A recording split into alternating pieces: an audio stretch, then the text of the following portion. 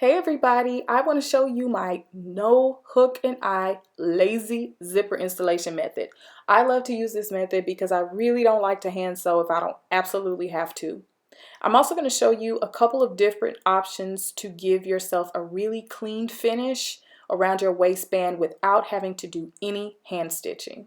And I'm just going to line up my center back seam, making sure that my waistband seams are lined up.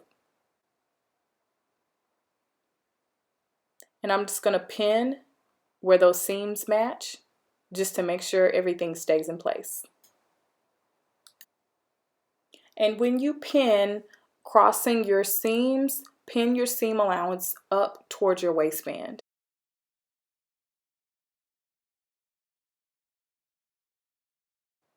Next, grab your zipper, and we're going to do this before we start stitching, and fold down your waistband to find the very top of your waistband.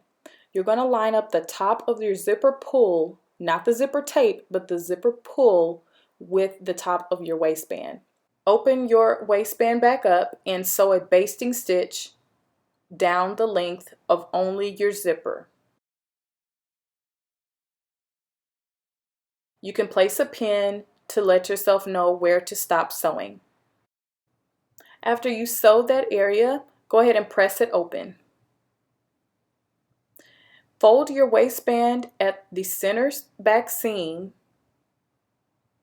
and we're just going to use it to find the middle of the waistband again, because that's where you're going to place your zipper face down.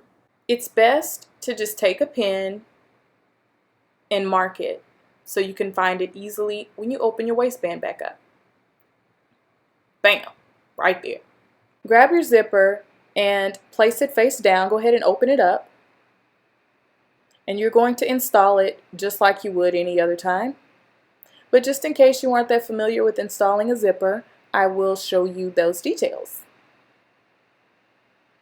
Go ahead and grab your seam allowance only on one side of the skirt, just like I'm doing here. Flip the rest of the fabric out of the way because you only want to deal with one side of your seam allowance. Grab some pins and pin that zipper in place, making sure that the teeth stay very, very, very close to the center seam.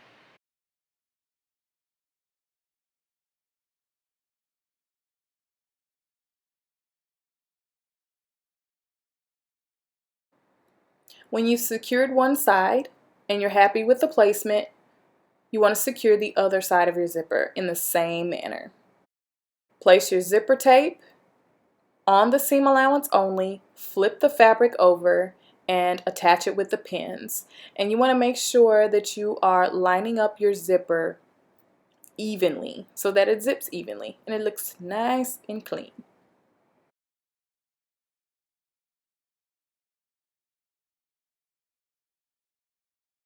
Once you're happy with your zipper, double check it. Just make sure, because sometimes it gets out of whack and you just need to adjust it. It's better to make sure that it's right before you start to sew, because you don't want to have to pick that out. So just make sure that your pins and everything are lined up and your zipper tape is secure. Let's go to the sewing machine. So go ahead and attach your zipper foot. Looks like this. And if you have an invisible zipper foot, then even better. I have one, but for the sake of this tutorial, not everyone may have one.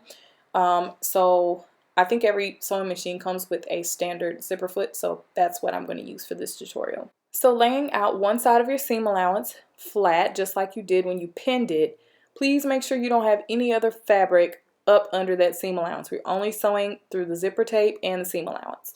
So adjust your needle to fall just inside of your zipper teeth if you are using an invisible zipper, which I am.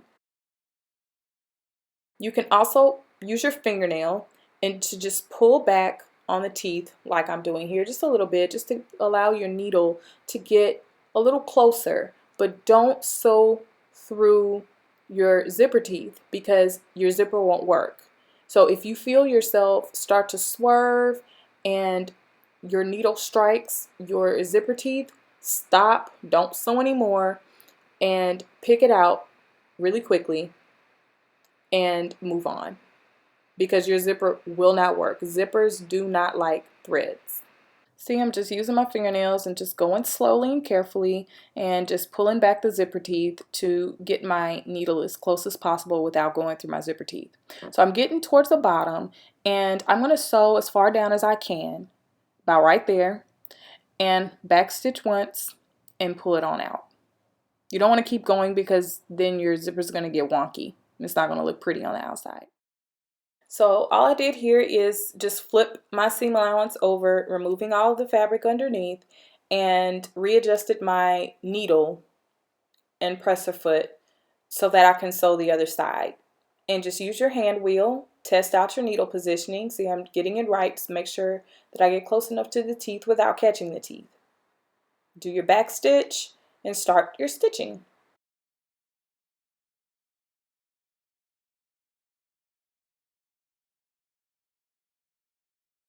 Install that beautiful zipper.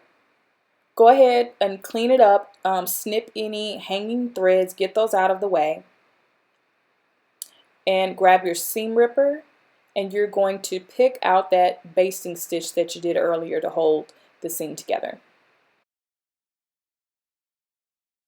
So we're going to close up the back of the skirt now, and we're going to move the bottom of the zipper out of the way, and we're going to start our stitch right about where my thumb is, just above where the zipper stops, and we're going to stitch all the way down using a regular stitch.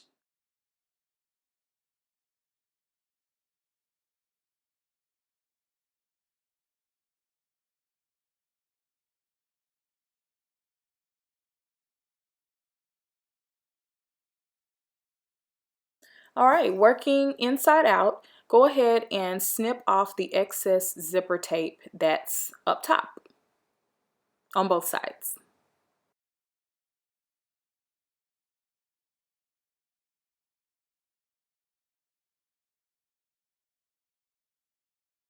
Then take your seam allowance, fold it over, which it should naturally be falling that way. Then you're going to fold your waistband down, lining that folded edge up against your zipper teeth,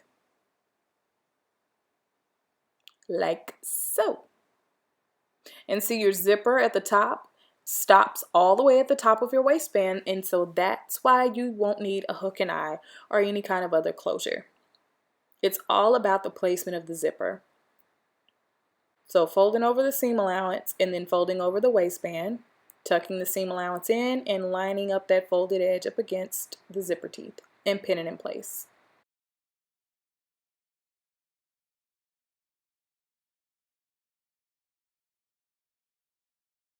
And go ahead and fold the rest of your waistband down. Make sure everything is even, and you can also give it a nice press here to make sure that it lays down just nice and smooth for you, and it'll really help when it's time to close it up. So you have a couple of options here. Before you sew anything, you can leave your raw edge like this, like I'm going to do, or you can fold your raw edge. If you fold it, which is the most common practice, especially with patterns, then you're going to have to take a hand needle and slip stitch that closed. For the sake of this tutorial, the whole point of this tutorial is that we don't need to do any hand sewing. And I don't want to. So I'm going to leave mine open. And I say raw edge, but as you can see, I serged my edge. About 1/8 of an inch away from the fold of that fabric, just go ahead and sew a straight stitch. This keeps that fold down nice and crisp, and I promise it won't even really be visible. And do the same for the other side.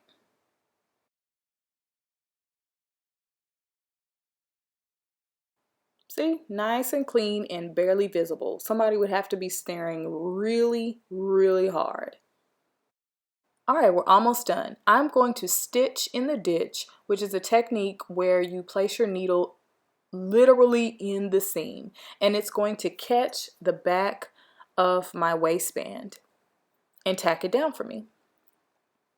So I'm placing my needle right in the seam, and this will be virtually invisible.